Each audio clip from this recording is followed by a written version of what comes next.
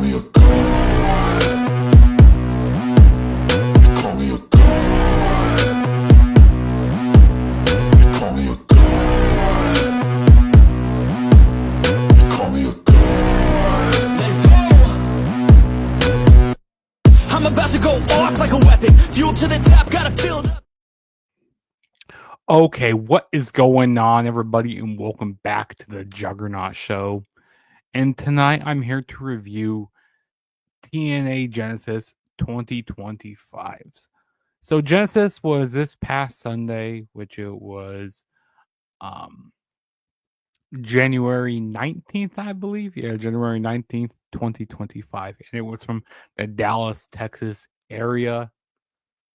And this was the first TNA pay-per-view of 2025, and I gotta say, this has probably been one of the best TNA pay-per-views, since rebranding back to TNA. Overall, overall card-wise, this was probably a very well-structured show. Now, Summerversary I think had a better double main event, and Bound for Glory had a better like I said, better main events. But overall, structure-wise and, every match, flowed really well together, and, a lot of the decisions made sense, coming out of the show, which was really good. So overall, I really enjoyed the show. Definitely these expectations exceeded themselves on the show. There wasn't really anything to, really gripe about. Yeah, I really enjoyed the show. I didn't really watch the countdown to Genesis, so we're not going to really talk about that. So let's quit wasting time. I don't want to, waste a whole lot of time with this review. So let's jump right into this. So the first match that kicked off the night was the X Division Championship match. We had Moose defending the title against Ace Austin. Also, we had Chris Bay, he got injured, so Ace Austin, he's been, trying to, reestablish himself as a singles wrestler, in the X Division. He's been X Division champion a few times. And so he was making his marks, set on Moose. And basically got, Ace Austin got approval from Chris Bay, said, hey, go be a singles wrestler, go get that X Division championship. Also, I've been liking, Moose as this X Division champion. I think it's been rejuvenated his career a little bit. It's had something for him to do. Also, you had a lot of interference from the system here. JDC, which Dirty Dango, that's what I like to call him, and Alicia Edwards. And of course, Brian Myers and Eddie Edwards, they came down. A lot, like I said, a lot of interference from the system in this match here. Ace Austin, he was pulling out some pretty big moves in this match. He had some nice, pretty devastating Hurricane Ranas to the outside of the ring. Moose, there's one point where Moose hit a nice spear when Ace Austin was going for a springboard. Some type of springboard crossbody, but Moose countered it into a midair spear. Moose, he was just hitting some dominated moves, very, very powerful. I like the different contrasting styles here. It was nice. I mean, it was overall, it was a good match. Like I said, a lot of interference from the system. There was one point where Ace Austin did a plunge over the top rope onto Eddie Edwards and Brian Myers. But in the end, Moose ended up retaining his TNA X Division title. And that really segued into our next match, which we'll get into in a minute. But after the match, Ace Austin, he was about to get the beatdown from the system, of Eddie Edwards and Brian Myers. But we had Steve Maclin and Eric Young come do the save, save from the beatdown. Which segued into this next match, which we had a tag team match between the system, Eddie Edwards, and Brian Myers going up against Eric Young and Steve Maclin, which, we see Steve Maclin doing this more face turn, which is a nice change here because in most of his career he's been a heel. So they brawled around the ring for a little bit. Of course, we had Alicia Edwards out there. It took a few minutes before the match really got under control. I think this was kind of one of the more weaker things on this show. I mean, not saying that it was like really bad, but I think it was like one of the more weaker things on the show. And I feel like the split up between the system is definitely going to be happening soon. After I mean, the system lost this match.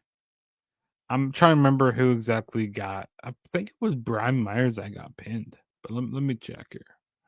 I'm trying to remember here, but I mean, like I said, it was okay for what it was. Nothing too crazy. Um, let me make sure the ending was right. Macklin, he ended up doing his finisher. Where was it? He hit the KIA on. No, it was Brian Myers that took the pinfall. Sorry, in my notes here, yeah, it says Brian Myers took the pinfall. I don't know. Like I said, it was okay. I mean, Eddie Edwards isn't what he used to be. Like back during American Wolf days. He's not who he used to be. And Eric Young, he's been getting up there in age. But like I said, I mean, both. I mean, the match was fine for what it was. Nothing crazy. Like I said. Edwards, he had a nice blue thunder bomb in his match. I mean, Steve Macklin, he was running through both guys. I like when he does like his tope. That's pretty nice when Macklin does that. Yeah, Eric Young and Steve Macklin ended up winning here. Like I said, I feel like there's going to be a split up happening soon between the system, but overall, it was okay for what it was. Nothing crazy. All right, and then the next match we had was the TNA Knockouts tag team titles on the line. We had Spitfire of Jody Threat and Danny Luna defending the titles against Ash and Heather by Elegance. Yeah, you had Ash and Heather come out. They were dressed up like, they were in like cowgirls, cheerleaders gear. I mean, they were in Dallas, Texas, so they were wearing Dallas stuff. Excuse me. This match kind of got started off slow. But once Jody Threat, she kind of made like the hot tag in. She was running through both Ash and Heather. Of course, we had a lot of interference between I can't remember their Ash and Heather's manager's name, but he was getting involved. A lot of heel tactics from Ash and Heather. I gotta tell you, I'm a big fan of Daniel Luna. She was coming in there, she was hitting a whole bunch of suplexes. I like that suplex from like the outside of the ring to the inside, like from the apron to the inside. That was nice. I mean, there was some shenanigans, as Kicking It with Leo would say, there were some shenanigans here. The legal woman, got the illegal woman got the pinfall. Jody Threat, they ended up doing the pressure drop onto Ash, and then Jody Threat ended up getting the 1, 2, 3, and still your knockouts tag team champions were Spitfire. Like I said, and then the commentator was saying that, hey, Jody Threat wasn't a legal woman, and there was a whole bunch of confusion at the end there of the match, but I mean, it was an okay match. Like I said, it kind of got going when Jody Threat got into the match, but it was slow to start out, but okay match where it was. Nothing crazy. All right. And this is probably my favorite match of the night right here. We had Jordan Grace going up against Tessa Blanchard. And, going into this match, Tessa Blanchard, this is her return into like on pay-per-view into ring, in-ring action. Since like 2020, somewhere around there. Yeah, or 2019. I can't exactly remember. But yeah, Tessa Blanchard, she has her baggage with her coming back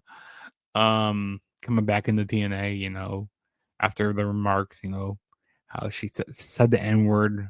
We're not gonna get all into that, and how she's kind of been a bully to like Chelsea Green. There was one point where she was a bully to her. Yeah, like I said, this was a really, really fun match. I really enjoyed it. Jordan Grace, I'm not the biggest fan of her, like looks wise, but like in ring, she is like she's always been really good in ring. And also, she needs to pay me my royalties because listen, I'm the real juggernaut. I am the real juggernaut over here. She needs to pay me my royalties. So Jordan Grace, give me my start paying me. Copyright here. Um, yeah, both women worked really well together. I think both of them like actually have some like real hatred toward each other, if I can even say that right now.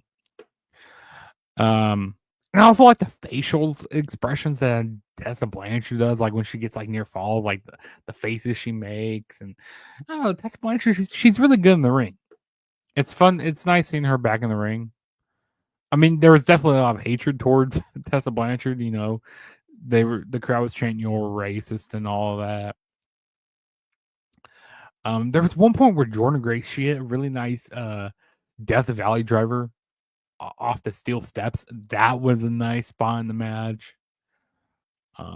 Tessa Blanchard, she was hitting some pretty big moves in the match. I like towards the end of the match where the Tessa Blanchard had the bottom turnbuckle exposed, and she hit this nice DDT.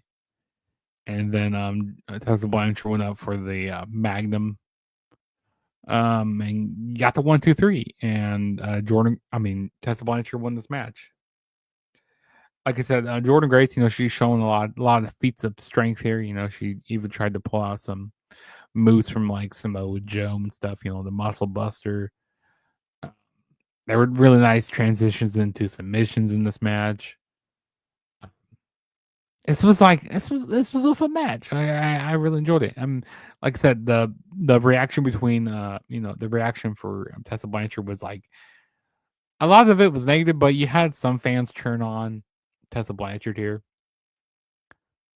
And also, definitely see Jordan Grace. She's gonna be leaving leaving TNA. She's definitely. I see that Jordan Grace is gonna be in the 2025 Women's Rumble.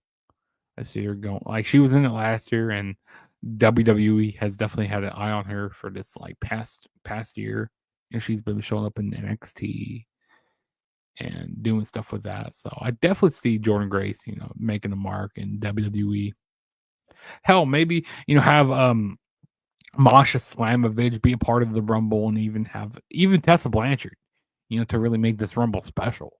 Because these past few years, the Rumble matches for the women have kind of struggled a little bit. So have all three, like Jordan Grace, Masha, and Tessa Blanchard in the Rumble. Because you got this pairing between WWE and TNA now, so you can have these mergers. So like I said, there is a baggage with Tessa Blanchard, but I'm all about kind of giving people second chances, because people could change.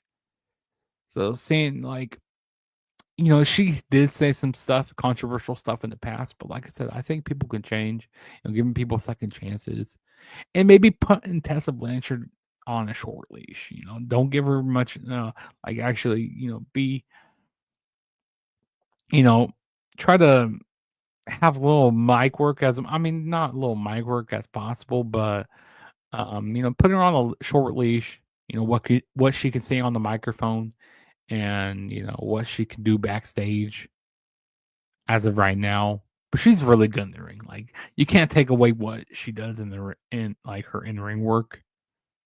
It's like really good. But yeah, Tessa Blanchard ended up getting the victory here. Really fun match. I really enjoyed it. All right. In the next match, we had the I Quit match between Josh Alexander and Mike Santana. This was a fun match here. I really enjoyed it. I wouldn't say it was like the greatest I Quit match I've ever seen. Like, and kind of lower your standards for this match a little bit, then you would be very, very satisfied with this match. Josh Alexander, he got a lot of heat in this match. There was this one sign in the crowd where it said Josh Alexander's hair quit already quit. And I don't know why they like, and they were like chanting "walking wiener" because Joe Hendry like made some jokes about him during the summertime, about Josh Alexander in the summertime. Mike Santana, he has this big drive about him. He's trying to be like the next standard in TNA here. He used to be part of LAX. He did have a little stint in TNA. Like I said, he was with Ortiz, and it was Mike Santana, and then of course LAX. This was a fun match, and he even was hitting some like nice high spots in this match. Trying to think of some like big moves in this match. There was this nice like back body like going through the there was this table set up that was a cool spot in the match. Um there was one spot there where Mike Santana, it didn't really come off that good. They like had Josh Alexander in the corner, and then Mike, he went for a like and then there was this table, and then Santana went for like this flip through the table, and it did more damage on Santana than it did on Josh Alexander. What else do we have? I mean, Josh Alexander, he was doing some pretty decent stuff. Um, he was also doing a lot of mocking of Eddie Guerrero here, doing some like Three Amigos. And there was one point where Mike Santana, he lost his shoe, or lost his boot, so he wrestled like half the match without his wrestled with like one boot on. And then Josh, he just started really targeting that one foot, the barefoot of Mike Santana. Even Josh, he tried getting out some zip ties, but that ended up really backfiring on Josh, and he ended up getting zip tied. And there was one point where Santana, he brought out a sock, and it had like a cue ball in it, and he started hitting it onto the ribs and chest of Josh. That was pretty cool. The ending, that would have been a crazy ending if they actually would have done that spot, but it looks like Josh Alexander, he was about to get like curve stomped into the steel steps, and of course his hands were zip tied, so that would have been one of the craziest spots we've seen from this year already. And like Josh, you probably would have lost some teeth. He probably it would have been a bad spot for Josh, but he said he quit before the spot could happen. So the winner of the match was Mike Santana. After the match, they shook hands. He said, "Hey, Josh said, hey, you are the standard bearer of TNA now." He says, "Not only do I quit this match, but I quit TNA." So Josh Alexander is done with TNA. Where does Josh Alexander go from here? Does he go to AEW? To be honest, I hope he does not go to AEW, because I feel like he's just going to get lost in the shuffle. I mean, they'll book him okay at the beginning, but then he'll just get lost in the shuffle like on Collision, and they just won't book him well. That's what it feels like happened to a lot of these AEW wrestlers right now. I feel like he should go to WWE, in my personal opinion. Maybe reform the North with Ethan Page over there, and maybe go for like the tag team titles and do something like as a heel tag team. I think that'd be pretty good. But yeah, Mike Santana ends up getting the victory here, and we move on to the next match, which was the TNA World Tag Team titles on the line. We had a Hardy party going on right here. We had the Hardys, Jeff and Matt, defending the titles against the Rascals. Zachary Wentz and Trey Miguel. And also, like I mentioned earlier, we got this WWE and TNA partnership. So we had some guys come out to the ring, and we had the NXT Tag Team Champions for Axiom come down.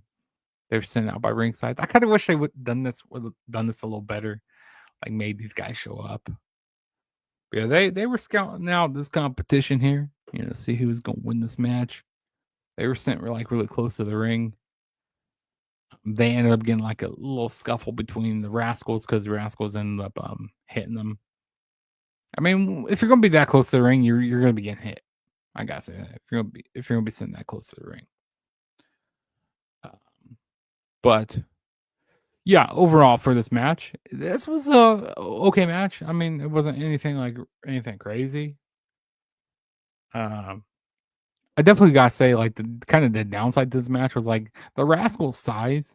Is definitely you could definitely see the size. They're smaller than the Hardys. But I mean, this was a fun tag team match. I mean, the Rascals they did some okay tag team maneuvers, but definitely the downfall was them kind of getting into it with Fraxium. That was definitely the downfall. And also another downfall was like Matt Hardy. He you could definitely see like the age is catching up to Matt Hardy and like his kind of like his like body shape and like he's moving a lot slower than what he used to. But Jeff Hardy, he's definitely the great worker here. He was working great. He hit a nice whisper in the wind. Did a nice poetry in motion onto the Rascals. But the Hardys, they ended up retaining their titles. They did the twist of fate, and then they did the side effect, and then Jeff went up for the Swanton Bomb, and still the TNA Tag Team Champions, the Hardy Boys, Jeff and Matt. Fun match, good way. I mean, fun match here, nothing crazy. And now move on to the next match, which we had was the Clockwork House Orange House of Fun match. That's a lot to say. For the TNA Knockouts World Championship, we have Masha Slamovich defending the title against Rosemary. It's been 7 years since Rosemary held the Knockouts Championship. To be honest, I don't remember really Rosemary holding the title. It must have been like a short stint. But if you guys do not know what a Clockwork Orange House of Fun match is, it's basically a match that Raven made back in the day in like NWA, TNA. You basically have this chain hanging around the ring, and like you have a whole bunch of weapons there. It's like a really hardcore match, and we saw some pretty hardcore spots in this match. I mean, and for the spot that this match was in, it got a fairly good reaction here. It'll be going on before the main event here. This was definitely a fun match. I'm trying to think of it. Every big spot that happened. I mean, Masha Slamovich, there's one point where she introduced some like a staple gun and ended up stapling Rosemary's hand and like stapling her armpit. That was sick in the match. That was crazy. I think another big spot that Rosemary did was did this Masha Slamovich was on top of a ladder, and she ended up dumping Rosemary. Or no, sorry, dumping Rosemary ended up dumping Masha through this table on the outside. And also, this was at Falls Count Anywhere, so falls counted anywhere. What else did we have here? There was one point where Masha Slamovich, she had a snow plow onto like some barbed wire boards. That was a crazy spot in the match. I got a near fall. Rosemary ended up at one point bringing out Janice, which Rosemary was a part of Decay with Abyss, which Abyss that's what Abyss called this like barbed wire, like this board that had a whole bunch of nails in it, 2x4 had a whole bunch of nails in it. If I can even talk right now, so that was pretty cool. He even had a thumbtack spot. Masha went through some thumbtacks on top of the stage. But Masha Slamovich, she ended up winning the match here. She hit a nice it was from the middle rope. She hit this pile driver through a whole bunch of steel chairs and ended up defeating Rosemary. Now, people might compare like Rosemary to like say people watch AW like to like an Abaddon like. which that is true. Like you could really compare that there. But yeah, Masha Slamovich ends up winning here. Like I said, I would love to see Masha Slamovich make an appearance in the 2025 Royal Rumble. Have the TNA champion show up like they did last year with Jordan Grace. And I think the year prior they even had Mickie James show up. Yeah, she showed up with the TNA title, Knockouts title. But after the match, we had another NXT wrestler show up, and it was none other than Cora Jade. We saw Masha on this past week's or last week's Impact or not NXT. But yeah, Cora Jade, she shows up here and kind of making a mark. Hey, maybe she's coming after that Knockouts title. When we got Vengeance Day coming up in February, and TNA does not have a special in February, so maybe we have some like little crossovers here between Masha and Cora Jade for the TNA Knockouts title at NXT Vengeance Day. I think that'd be pretty cool. But yeah, we saw them have a stare down. It was nice seeing Cora Jade. I'm a big fan of hers in NXT, so it was nice seeing her here. But yeah, now we move on to the main event, which was for the TNA World title. We had Nick Nemeth defending that title against Say His Name and He Appears. I believe in Joe Hendry. Yes. Do you guys believe in Joe Hendry? Do you guys believe? Because I really believe in Joe Hendry. But yeah, this is the rematch from Bound for Glory 2024. I definitely like this match a lot better than their 2024 match. They had Ryan Nemeth. He was banned from ringside. He ends up coming out later in the match. He bought a ticket. We also had Frankie Kazarian. He tried cashing in his call your shot gauntlet. Yeah, this was definitely a back and forth match. You definitely saw the strength of Joe Hendry here. Nick Nemeth, he was really selling a lot for Joe. A lot of follow away slams from Joe Hendry, which was cool. The crowd, like I said, they're just really behind Joe Hendry a lot. Like if Joe Hendry would have lost, this would have been a bad mistake for TNA. To be honest, like TNA's, they made some pretty bad mistakes back in the past. But if he would have lost here, like nobody would have cared. Like if they would have started losing faith in Joe Hendry. But Nick Nemeth, he was really selling a lot in this match and some nice moves in his like danger zone. A lot of near falls from both guys. Really fun match. Joe Hendry, he ended up having to hit the standing ovation a few times. Frankie Kazarian, like I said, he ended up coming out. JBL, he makes his presence known in this match. I thought he was going to try to take out Joe or Nick Nemeth. I don't know really what his involvement is, why he keeps getting involved with these Nick Nemeth matches. I don't know why. Why he was on Monday Night Raw. I have no idea. But yeah, he takes out Frankie Kazarian and also takes out Ryan Nemeth. And then he just leaves. That's all he does. And then, yeah, Joe Hendry, he hits a few standing ovations. And the new TNA World Champion is Joe Hendry.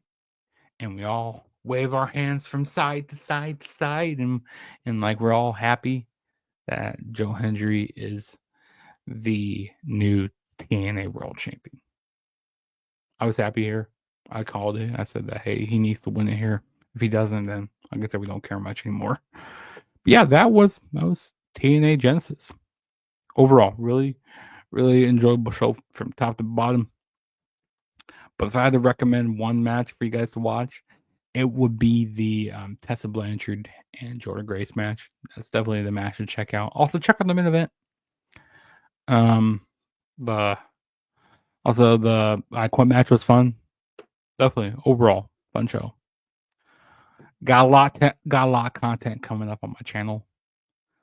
This weekend we got Saturday night's main event. So I'm going to be doing a preview show for Saturday night's main event, the first one for 2025, and also be doing a watch along for Saturday night's main event.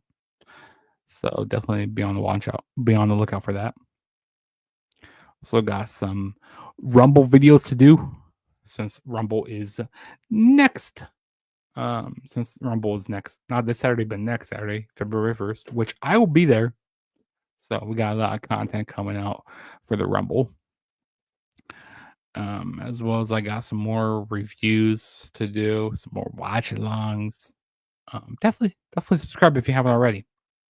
I am on the road to 1K subscribers, so let's get me to that mark.